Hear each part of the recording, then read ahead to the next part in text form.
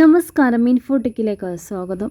മകളുടെ വിവാഹത്തിനുള്ള ചിലവ് വഹിക്കേണ്ടത് പിതാവിൻ്റെ സ്വാഭാവികമായ കടമയെന്ന് സുപ്രീം കോടതി. ദമ്പതിമാരുടെ വിവാഹമോചന കേസ് തീർപ്പാക്കിക്കൊണ്ടാണ് കോടതി ഇത്തരമൊരു നിരീക്ഷണം നടത്തിയത്. ഭാര്യയും ഭർത്താവും വേർപിരിഞ്ഞ് താമസിക്കുകയാണെങ്കിലും മകളുടെ വിവാഹത്തിനായി 10 ലക്ഷം രൂപ നൽകണമെന്നാണ് ഭർത്താവിനോട് കോടതി നിർദ്ദേശിച്ചിരിക്കുന്നത്. ഭാര്യയുമായുള്ള അഭിപ്രായ വ്യത്യാസങ്ങൾ മകളുടെ വിവാഹത്തിന് പണം നൽകുന്നതിന് തടസ്സമല്ലെന്നും കോടതി പറഞ്ഞു. വിവാഹമോചനം അനുവദിച്ചതിനെ ചോദ്യം ചെയ്ത് ഭാര്യ ഫയൽ ചെയ്ത ഹർജി തീർപ്പാക്കിക്കൊണ്ടാണ് കോടതിയുടെ നിരീക്ഷണം.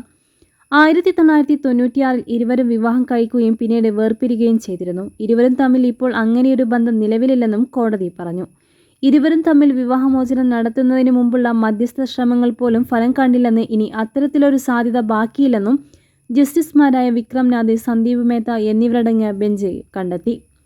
എന്നാൽ വിവാഹമോചനം ലഭിച്ചുവെന്ന കാരണത്താൽ മകളുടെ വിവാഹത്തിന് മുടക്കേണ്ട പണത്തിൻ്റെയോ ചെലവിൻ്റെയോ ബാധ്യതയിൽ നിന്ന് ഭർത്താവിന് മാറി നിൽക്കാൻ കഴിയില്ല എന്നും മകളുടെ വിവാഹത്തിന് പണം ചെലവാക്കേണ്ടത് ഒരു പിതാവിൻ്റെ സ്വാഭാവികമായ കടമയാണെന്നും കോടതി വാക്കാൽ നിരീക്ഷിച്ചു. ഇതിനുശേഷമാണ് മുൻ ഭാര്യയ്ക്കും മകളുടെ വിവാഹത്തിനും മറ്റു ആവശ്യങ്ങൾക്കുമായി 10 ലക്ഷം രൂപ കൈമാറാൻ കോടതി നിർദ്ദേശിച്ചത്. ദീർഘകാലമായി വേർപിരിഞ്ഞാണ് താമസിക്കുന്നതെന്നും വിവാഹബന്ധം ഒത്തുചേർക്കാനാകാത്ത വിധത്തിൽ തകർന്നുവെന്നും കണക്കിലെടുത്ത് 2019 കുടുംബ കോടതി ഇവർക്ക് വിവാഹമോചനം നൽകിയിരുന്നു. 2023 ഡൽഹി ഹൈക്കോടതി വിധി ശരിവെക്കുകയും ചെയ്തു. അതുകൊണ്ട് തന്നെ ഇനിയും ഈ വിവാഹമോചന ഉത്തരവിൽ ഇടപെടാനാകില്ല എന്നും സുപ്രീം കോടതി വ്യക്തമാക്കി.